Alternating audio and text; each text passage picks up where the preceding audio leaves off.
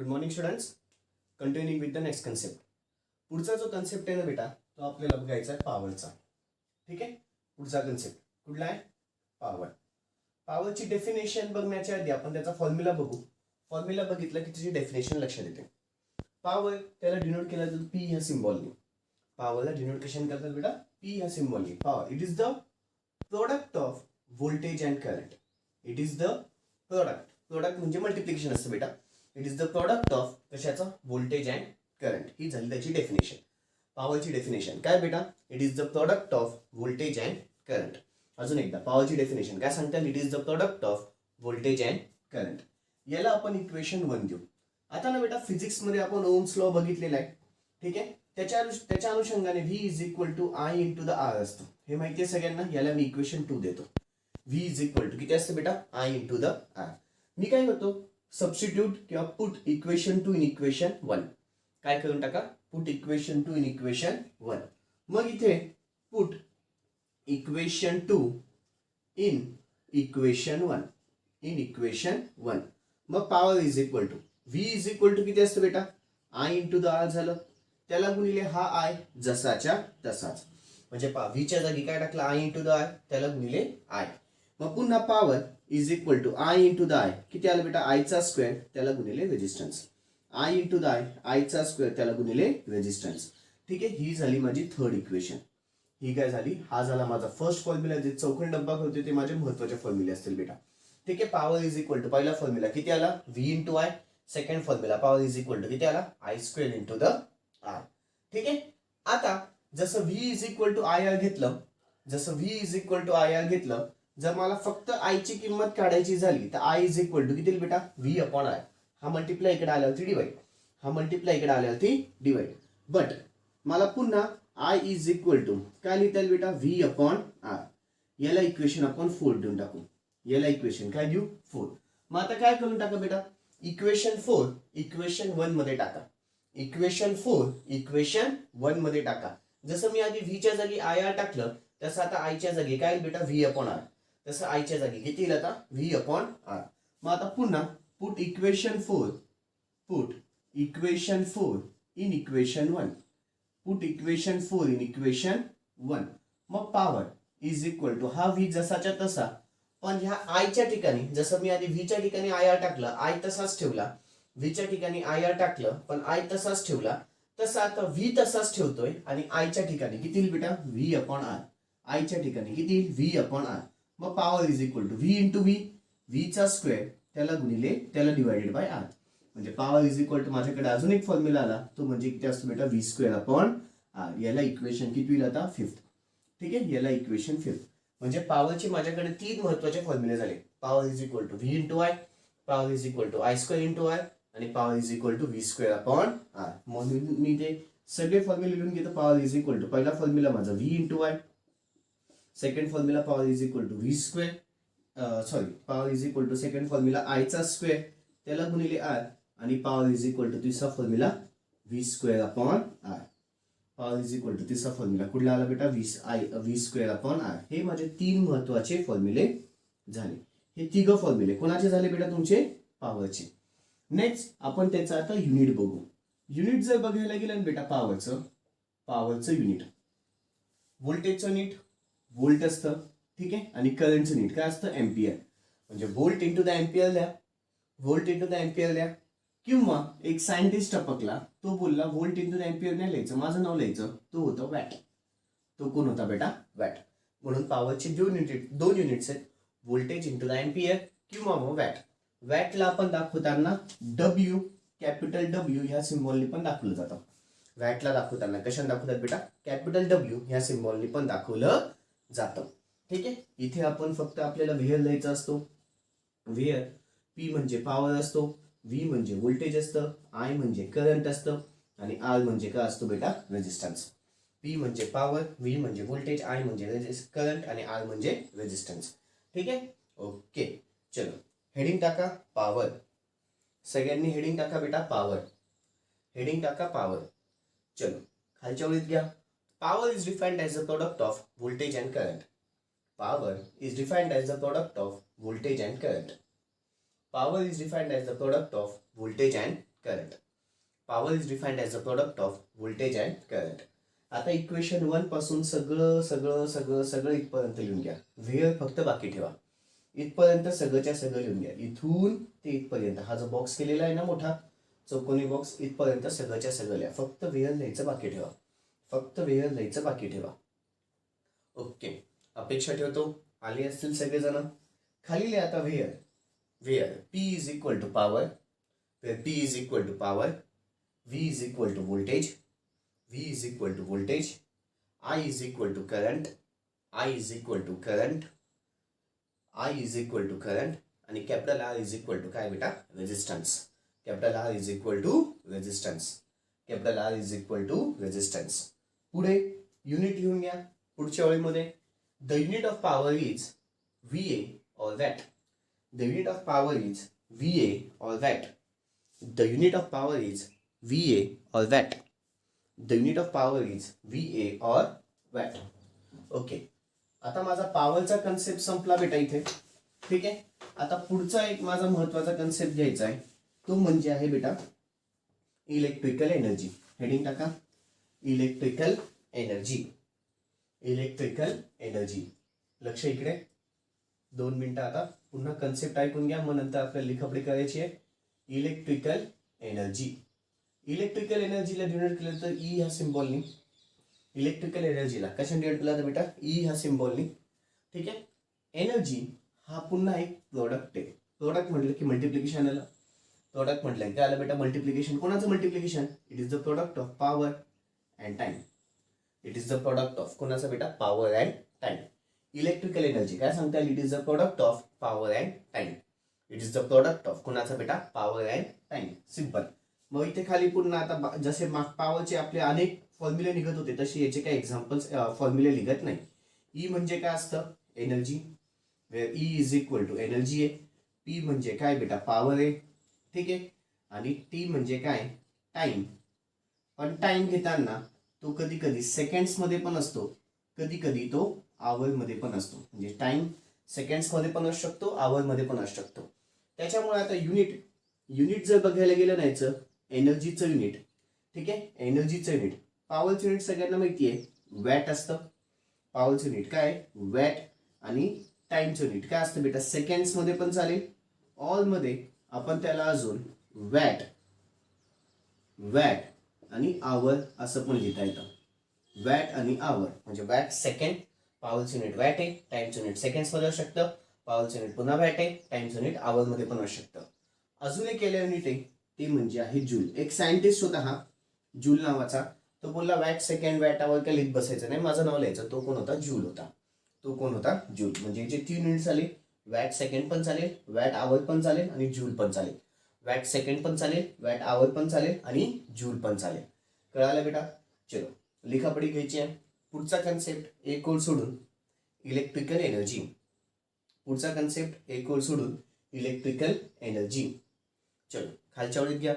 Electrical energy is defined as the product of power and time. Electrical energy is defined as the product of power and time. Electrical energy is defined as the product of power and time. Electrical energy is defined as the product of power and time. Electrical energy is defined as the product of power and time. Okay, आता हे सगळं लिहून घ्या बेटा. हे सगळंच्या सगळं energy is equal to formula power into time. Where पण आणि त्याची युनिट्स पण सगळंच्या सगळं लिहून घ्या. व्हिडिओ पॉज करा आणि सगळंच्या सगळं लिहून घ्या. व्हिडिओ पॉज करा आणि सगळंच्या सगळं लिहून घ्या. व्हिडिओ पॉज करा आणि सगळंच्या सगळं लिहून घ्या. ओके, अपेक्षा ठेवतो सगळ्यांचं लिहून झालं असेल. नेक्स्ट आता माझा पुढचा आजचा महत्वाचा कन्सेप्ट आहे, तो की खूप महत्वाचा आहे. तो म्हणजे आहे बेटा ओहम्स लॉ. तो म्हणजे कुठला आहे? Ohm's law. Ohm's law. Ohm's law काय सांगतो? ठीक आहे. ओहम्स लॉ काय म्हणतो बेटा? आता मी लॉ पण सांगेल, तो एक्सप्लेन पण करेल. सपोज ना बेटा एखादा कंडक्टर असेल. हा एखादा कंडक्टर आहे. ही लाईन म्हणजे एखादा काय झाला बेटा? कंडक्टर. याच्या इथे ना बेटा दोघी साईडला पोटेन्शियल डिफरन्स असतं. या दोघी साईडला काय असतं बेटा? Potential difference. हा पॉईंट 1 ला आणि हा पॉईंट 2 ला. ठीक आहे. पोटेन्शियल डिफरन्स V1 म्हणजे potential difference at point 1, V2 म्हणजे पोटेन्शियल डिफरन्स ॲट पॉईंट 2. मग लॉ काय सांगतो नीट ऐका, फिजिक्स मध्ये झालेलं आहे. लॉ काय सांगतो नीट ऐका. So long as the physical state of the conductor remains the same. मी इथे वाटलंच तर लॉ लिहून पण घेतो. So long as the physical state so long as the physical state of a conductor remains the same. So long as the physical state of the conductor remains the same. याचं meaning काय झालं की बाबा रे, suppose हा एक conductor आहे, जो पण त्याला मी हलवत नाहीये, डोलवत नाहीये, काहीच करत नाहीये, म्हणजेच त्याची फिजिकल स्टेट तशीच्या तशीच ठेवतोय. ठीक आहे. जोपर्यंत सो लॉंग म्हणजे जोपर्यंत मी हा जो एक कंडक्टर आहे त्या कंडक्टरची फिजिकल स्टेट हलवत पण नाहीये, डोलवत पण नाही, म्हणजे चेंज करत नाहीये. मग so long as the physical state of the conductor remains the same. जोपर्यंत तो physical state of the conductor same राहतील, so long as the physical state of the conductor remains the same, the potential difference the potential difference the potential difference the potential difference applied between the ends of the conductor applied between the ends of the conductor applied between the ends of the conductor applied between the ends of the conductor applied between the ends of the conductor. म्हणजेच काय, जोपर्यंत याची physical state change होत नाही तोपर्यंत जो कुठलाही मी potential difference apply केलेला असेल ना, कुठे बेटा, त्याच्या दोघी टोकाला, म्हणजेच एंड्स ऑफ द कंडक्टरला, म्हणजेच कुठे बेटा, त्याच्या दोघी टोकाला, म्हणजेच एंड्स ऑफ द कंडक्टरला. So long as the physical state of the conductor remains the same, the potential difference म्हणजेच इथे काय बेटा माहिती का, पोटेन्शियल डिफरन्स म्हणजेच V1 मायनस V2. या दोघांमधला पोटेन्शियल डिफरन्स किती आला, V1 मायनस V2. ठीक आहे. या दोघांमधला पोटेन्शियल डिफरन्स किती आला बेटा, V1 minus V2. The potential difference applied between the ends of the conductor, the potential difference applied between the ends of the conductor is directly proportional. तो जो काही पोटेन्शियल डिफरन्स असतो ना बेटा, तो डायरेक्टली प्रोपोर्शनल असतो. जो कुठलाही तुमचा पोटेन्शियल डिफरन्स असतो ना, तो डायरेक्टली प्रोपोर्शनल असतो. It is directly proportional to the, कशाला, it is directly proportional to the current flowing, it is directly proportional to the current flowing through the conductor. It is directly proportional to the current flowing through the conductor. त्या conductor मधून जो कुठलाही current जात असेल त्याला तो directly proportional असेल. याच्यामधून सपोज करंट चाललाय I. ठीक आहे. हा जो पोटेन्शियल डिफरन्स असतो तो डायरेक्टली प्रोपोर्शनल असतो. पोटेन्शियल डिफरन्स म्हणजेच काय बेटा, आता इथे मी इक्वेशन लिहून घेतो. V1 मायनस V2 हा पोटेन्शियल डिफरन्स झाला. हा डायरेक्टली प्रोपोर्शनल आहे. डायरेक्टली प्रोपोर्शनल चिन्ह असं असतं, it is directly proportional to the current flowing through the conductor. Current कशात दाखवतात बेटा, I. जो कुठलाही पोटेन्शियल डिफरन्स असतो तो डायरेक्टली प्रोपोर्शनल असतो. कशाला बेटा, करंटला. हे कोण सांगतं बेटा, माझं ओम्स लॉ. जो कुठलाही पोटेन्शियल डिफरन्स असतो तो डायरेक्टली प्रोपोर्शनल असतो करंटला. हे कोण सांगतं, तुमचं ओम्स लॉ. पुन्हा एकदा, जो कुठलाही पोटेन्शियल डिफरन्स असतो तो डायरेक्टली प्रोपोर्शनल असतो. कशाला, करंटला. आता हा जो V1 मायनस V2 आहे ना, त्याच्या जागी आपण फक्त V लिहितो आणि V is directly proportional to the I असं लिहितो. V is directly proportional to the I असं आपण लिहित असतो. ठीक आहे. मग याला डायरेक्टली प्रोपोर्शनलचं चिन्ह जेव्हा आपण काढतो ना, त्याला V is equal to I into the R. हा R जो असतो ना तो कॉन्स्टंट म्हणून असतो. R म्हणजे काय बेटा, कॉन्स्टंट आहे. पण ऍक्च्युली R म्हणजे काय असतो, रेजिस्टन्स. ऍक्च्युली R म्हणजे काय असतो बेटा, resistance. V is equal to किती लिहिता येतं मला, I into the R. V is equal to किती लिहिता येतं, I इंटू द R. आणि पुन्हा मग वेअर V म्हणजे काय बेटा, व्होल्टेज आहे. V म्हणजे काय, व्होल्टेज आहे. I म्हणजे काय, करंट आहे. I म्हणजे काय, करंट आहे. आणि कॅपिटल R म्हणजे काय बेटा, रेजिस्टन्स आहे. कॅपिटल R म्हणजे काय बच्चा लोग, रेजिस्टन्स आहे. कॅपिटल R म्हणजे काय, रेजिस्टन्स आहे. कॅपिटल R म्हणजे काय बेटा, रेजिस्टन्स. हा झाला माझा खूप महत्वाचा ओम्स लॉ. हा काय झाला बेटा, माझा खूप महत्वाचा ओहम्स लॉ. हा ओम्स लॉ एक दोन वेळेस सारखा ऐका म्हणजे तुमच्या डोक्यात घुसेल. ठीक आहे. पुन्हा एकदा, ओम्स लॉ काय म्हणतो, so long as the physical state of the conductor. Suppose एखादा कंडक्टर आहे, त्याची फिजिकल स्टेट तशीच्या तशीच ठेवली, म्हणजेच काय, त्याला चेंज केलं नाही. मग काय, the potential difference applied between the ends of the conductor. Potential difference म्हणजेच काय असतो, V1 minus V2. It is directly proportional असेल कशाला, current passing through the conductor. It is directly proportional to the current passing through the conductor. हे सगळं लिहून घेतलं, त्याच्या हिशोबाने मग हा काय होईल तुमचा ओम्स लॉ. चलो व्हिडिओ पॉज करायचा आहे. सगळा ओम्स लॉ तुमच्या डोळ्यासमोर आहे. हे बेसिक्स मध्ये कुठल्या बाजूला लिहून घ्या. लॉ पण तुमच्या डोळ्यासमोर आहे, व्हिएल पण आहे, फॉर्म्युलेस पण आहे. सगळंच्या सगळं कॉपी करायचं आहे शांततेमध्ये. सगळंच्या सगळं कॉपी करायचं आहे एकदम शांततेमध्ये. ठीक आहे, सगळंच्या सगळं एकदम शांततेमध्ये कॉपी करून घ्या. व्हिडिओ पॉज करा आणि सगळंच्या सगळं शांततेमध्ये कॉपी करा. व्हिडिओ पॉज करा आणि सगळंच्या सगळं शांततेमध्ये कॉपी करून घ्या. ठीक आहे, व्हिडिओ पॉज करा आणि सगळंच्या सगळं एकदम शांततेमध्ये कॉपी करून घ्या. ओम्स लॉ पण, ठीक आहे, ओम्स लॉ वगैरे पण सगळंच्या सगळं शांत सगळं लिहून घ्या बेटा. हे पण बाजूला कुठं बेसिक्स मध्ये लिहायचं असेल तर प्लीज लिहून घ्या. ओके, अपेक्षा ठेवतो तुमचा ओम्स लॉचा कन्सेप्ट पण आता क्लिअर झाला असेल. ठीक आहे, ओम्स लॉचा पण कन्सेप्ट तुमचा आता क्लिअर झाला असेलच बेटा. ठीक आहे, ओके. आता पुढचं आपल्याला सम घ्यायचं बेटा एक. ठीक आहे, याच्यावरती आधारित पॉवरचा कन्सेप्ट बघितला, त्याच्यावरती आधारित पण आणि इकडे पण. ठीक आहे, आधी इकडे साईडला आता जे आपण फॉर्म्युले बघितले तर ते एकदा लिहून घेतो. पॉवरचा पहिला फॉर्म्युला किती होता, व्ही इंटू द आय. त्याच्यानंतर पॉवरचा अजून एक formula I square into the R, आणि अजून एक पॉवरचा formula V square upon R. पॉवरचे 3 फॉर्म्युले बघितले आपण. ठीक आहे, नेक्स्ट इलेक्ट्रिकल एनर्जीचा formula power into the time होता. आणि थर्ड आता जो फॉर्म्युला बघितला व्ही इज इक्वल टू काय असतं बेटा, I into the R. V is equal to किती असतं, आय इंटू द आर. ठीक आहे, आता आपल्याला सम बघायचा आहे. आता इमेजच्या फॉर्म मध्ये तुम्हाला सम दिसून येईल, कॉपी करून घ्यायचं आहे. इमेजच्या फॉर्म मध्ये तुम्हाला सम दिसून येईल, प्लीज कॉपी करून घ्यायचं आहे.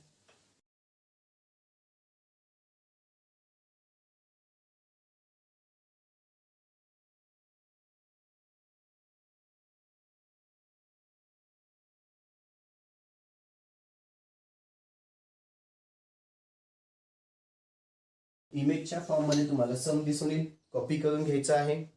इमेजच्या फॉर्म मध्ये तुम्हाला सम दिसून येईल, कॉपी करून घ्यायचं आहे. ओके, अपेक्षा ठेवतो सम कॉपी करून झालं असेल. काय म्हणतोय बेटा सम ते बघू आपण आता. ठीक आहे, काय म्हणतोय, a coil has 2000 turns. A coil has 2000 turns. Turns म्हणजे एनची किंमत असते हे लक्षात ठेवा. टर्न्स म्हणजेच काय असतं बेटा, हा कॅपिटल एन असतो. टर्न्स म्हणजे किती वेळेस स्पीड केलेली आहे तर 2000 वेळेला. ठीक आहे, turns of copper one having a cross sectional area. एरियाची पण किंमत दिलेली आहे किती बेटा, 0.8 मिलीमीटरचा स्क्वेअर. आता याचं कन्वर्शन 0.8 इंटू 10⁻³ ब्रॅकेटचा square which is equal to 0.8 into 10⁻6 मीटरचा स्क्वेअर. 0.8 इंटू 10⁻6 मीटरचा square. The mean length per turn. आता हा एक नवीन फंडा आहे बेटा. Mean length per turn. Mean length per turn, एका टर्न साठी लेंथ दिलेली आहे. Mean length per turn is किती म्हणते बेटा, 80 सेंटीमीटर. Is 80 centimetre. मग याचं कन्वर्शन पुन्हा 80 गुणिले 10⁻² मीटर. आता जो की आतापर्यंत कधीच फॉर्म्युला तुमचा यूज नाही झालाय, तो एक नवीन फॉर्म्युला इथे यूज होणार आहे. इथे मीन लेंथ पर टर्न दिलाय बेटा. याच्यावरनं आपल्याला लेंथ काढता येते. कस काय, तर लेंथचा माझ्याकडे फॉर्म्युला काय बेटा माहितीये का, मीन लेंथ पर टर्न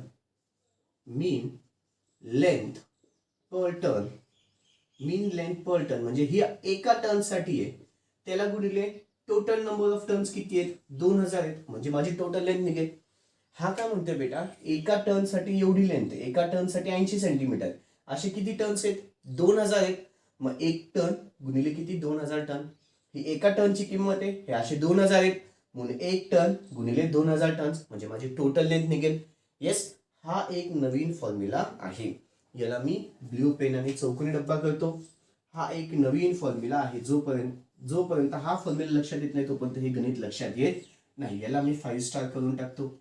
हेच फक्त महत्वाचं ह्या गणितामध्ये. हे जर कळालं पुढचं काहीच अवघड नाहीये. मग लेंथ इज इक्वल टू, पुन्हा मीन लेंथ पर टर्न किती बेटा, 80 इंटू 10⁻² इंटू 10. असे किती टर्न्स आहेत टोटली, 2000. मग लेंथची किंमत कॅल्क्युलेशन्स करा. मग टोटल तुमची लेंथची किंमत कॅल्क्युलेशन्स करा बेटा. किती येते, 80 इंटू द 10⁻⁻² इंटू द 2000 किती आलं बेटा 1600. टोटल लेंथ माझी भेटली किती आली बेटा 1600 मीटर. टोटल लेंथ भेटली किती आली बच्चालो 1600 मीटर. हाच महत्वाचा मुद्दा ह्या गणितामध्ये. हे ज्याच्या लक्षात आलं त्याला हे गणित जमलं. ज्याचं हे लक्षात आलं त्याला हे गणित जमलं. पुढे काय म्हणतोय mean length and resistivity of the copper wire. Resistivity म्हणजे रो असतो. रोची किंमत किती म्हणतोय तो 0.02 मायक्रो ओहम आणि मीटर आहे. मायक्रो ओहम आणि मीटर. मग फक्त मायक्रोचं मला कन्वर्शन आतापर्यंत मागच्या सॉल्व्समध्ये ते सेंटीमीटर असायचं. मग सेंटीमीटरचं पण कन्वर्शन करावं लागायचं. पण इथे ऑलरेडी मीटरमध्ये मीटरचं कन्वर्शन करायची गरज आहे का नाही. फक्त मला मायक्रोचं कन्वर्शन करावं लागेल. मग इथे किती येईल 0.02 into 10⁻⁻6 ohm metre. 0.02 into 10⁻⁻6 ohm metre. ठीक आहे. हा महत्वाचा मुद्दा झाला. Find the resistance of the coil. Find the resistance of the coil. Resistance काढायचा आहे. And power absorb. Power absorb पण काढायची. कधी काढायची बेटा power absorb when connected across a voltage of. व्होल्टेजची किंमत किती म्हणतोय तो 110 व्होल्ट. व्होल्टेजची किंमत किती म्हणतोय तो 110 व्होल्ट. मग आता रेजिस्टन्स कसं काय काढायचा. तर रेजिस्टन्स साठी ना बेटा आपण एक फॉर्म्युला बघितलेला आहे. Capital R is equal to rho L upon A. बघितलं बेटा आपण हा formula. Capital R is equal to किती असतो रो एल अपॉन ए. मग इथे फॉर्म्युला लिहितो capital R is equal to rho L upon A. चलो रोची किंमत किती आहे बेटा 0.02 into 10⁻⁻6 into the L. Total length किती आहे 1600. ठीक आहे 1600 त्याला डिवायडेड बाय एरिया. एरियाची किंमत किती आहे बेटा 0.8 इंटू 10⁻⁻6. 0.8 इंटू 10⁻⁻6. ओके. आता सगळ्या किमती टाकून द्या कॅल्सीमध्ये. 0.02 इंटू 10⁻⁻6 इंटू द 1600 वरच्या ब्रॅकेटमध्ये त्याला डिवायडेड बाय खालच्या ब्रॅकेटमध्ये 0.8 इंटू 10⁻⁻6. चलो ब्रॅकेट कम्प्लीट. किती आलं बेटा रेजिस्टन्सची किंमत तुमची 40. रेजिस्टन्सची किंमत किती आली बेटा 40 ओहम. बरोबर आहे. रेजिस्टन्सची किंमत किती आली बेटा 40 ओहम. रेजिस्टन्स भेटला. आता मला पॉवर काढायची. पॉवर कसं काय काढणार. आता पॉवर साठी मला व्होल्टेज दिलेलं आहे आणि रेजिस्टन्स माहिती आहे. व्होल्टेज आणि रेजिस्टन्स ह्या फॉर्म्युल्यामध्ये पहा V² upon R. V² upon R. मला हाच फॉर्म्युला यूज करावा लागेल. व्होल्टेज आहे पण करंट आहे का बेटा नाहीये. इथे करंट आणि रेजिस्टन्स पाहिजे. करंटच नाही आहे म्हणा. रेजिस्टन्स आहे पण करंट नाहीये. या फॉर्म्युल्यामध्ये व्होल्टेज आहे पण करंट नाहीये. इथे बेटा रेजिस्टन्स आहे पण करंट नाहीये. इथे दोघं आहेत तुला. व्होल्टेज पण आहे रेजिस्टन्स पण आहे. इथे दोघं आहेत. व्होल्टेज पण आहे रेजिस्टन्स पण आहे. मग power is equal to formula कुठला यूज बेटा V² अपॉन R. मग व्होल्टेजचा स्क्वेअर म्हणजेच किती झाला 110चा स्क्वेअर त्याला डिवायडेड बाय रेजिस्टन्सची किंमत किती आली 40. चलो पॉवरची किंमत कॅल्क्युलेशन्स करा. किती बेटा ते 110चा स्क्वेअर त्याला डिवायडेड बाय 40. त्याला डिवायडेड बाय 40 302.5 काय बेटा वॅट. ही कशाची किंमत आली पॉवरची. ही कशाची किंमत आली बेटा पॉवरची. पॉवरची किंमत किती आली 302.5 वॅट. 302.5 वॅट. पॉवरची किंमत किती आली बच्चालो 302.5 वॅट. खूप महत्वाचं गणित होतं. व्हिडिओ पॉज करायचा आहे. शांततेमध्ये गणित लिहून घ्यायचं आहे. व्हिडिओ पॉज करायचा आहे. शांततेमध्ये गणित लिहून घ्यायचं आहे बेटा. हा इथे टिपिकल मुद्दा ह्या गणिताचा. ह्या गणिताचा सगळ्यात टिपिकल मुद्दा इथे हे सुचलं तर खालचं गणित समजेल. ओके बच्चा लोक दॅट्स ऑल.